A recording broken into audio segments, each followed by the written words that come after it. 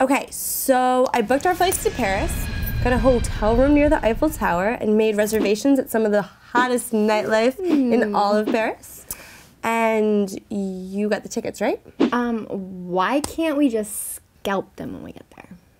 Well, I mean, we could take care of it when we get there if we want to wait in long lines in a foreign country where neither of us speaks the language and deal with the local mafia. Blase de Blas? Trisha, stop being so melodramatic. What are we actually dealing with here?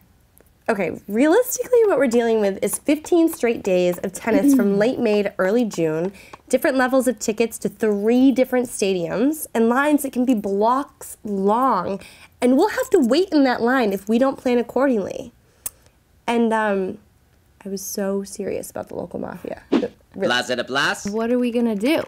Well, we're gonna do what everybody else knows to do, and we're gonna go to etennistickets.com.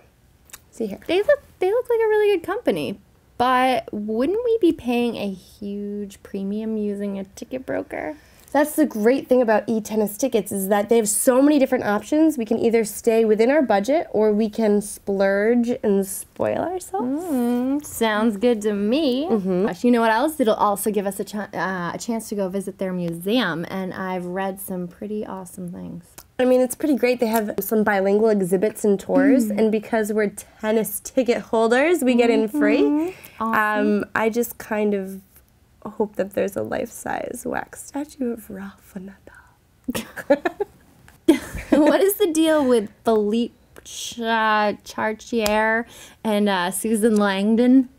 Philippe Chatrier is the main stadium where the biggest names in tennis like Federer, Nadal, and all the top French players are going to be playing. And the Susan Langdon is the secondary stadium. To get into these stadiums, remember, you need reserve tickets. What about all these different categories and levels? I mean, this stuff is all just like rocket science, so tough to understand what is going on.